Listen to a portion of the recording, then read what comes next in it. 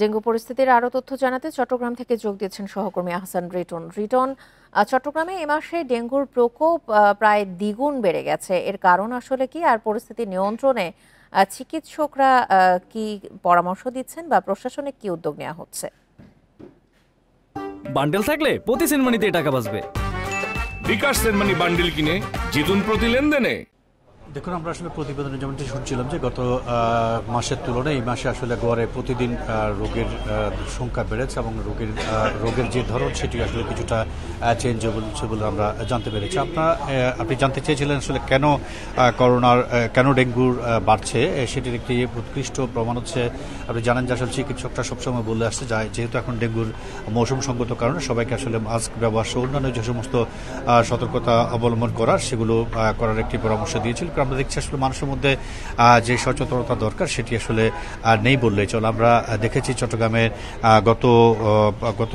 গত 6 মাস অর্থাৎ গত মাস পর্যন্ত চট্টগ্রামে 1109 জন ডেঙ্গু আক্রান্ত হয়েছিলেন এবং সেই মাসে এসে সেটি আসলে শুধু এই যে চলতি মাসের এই কয়দিনে আমরা দেখছি একেবারে এক টানে সেটা 234 জন এসে পৌঁছেছে। অর্থাৎ গত মাসের তুলনায়ও এই মাসে আসলে ডেঙ্গু আক্রান্তের হার অনেকটাই বেশি। তারপরও আসলে আমরা চিকিৎসকরা যেটি বলছে সেটি হচ্ছে জ্বর হলে সেক্ষেত্রে আসলে তারা যদি সেটি বাড়াবাড়ি রকমের জ্বর হয় সেক্ষেত্রে তারা চিকিৎসকের পরামর্শ দিচ্ছেন।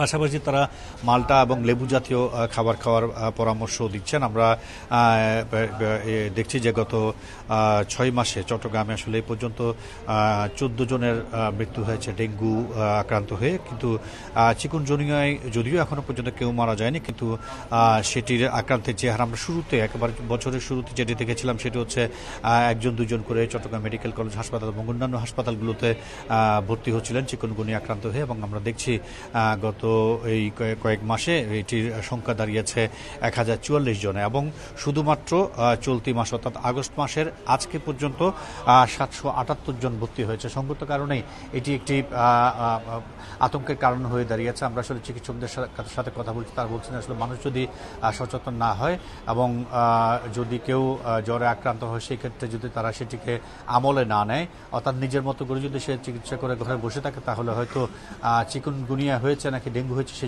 যেমন সে বুঝতে পারবে না, যেহেতু আপনি জানেন যে আসলে সাম্প্রতিক সময়ে জ্বরের ধরনও চেঞ্জ হয়েছে এবং এই ক্ষেত্রে যদি তারা অবহেলা করেন, যিনি আক্রান্ত তিনি যদি অবহেলা করেন সেক্ষেত্রে আসলে বড় রকমের বিপর্যয় ঘটতে পারে বলে আমাদেরকে আসলে চিকিৎসক জানিয়েছেন।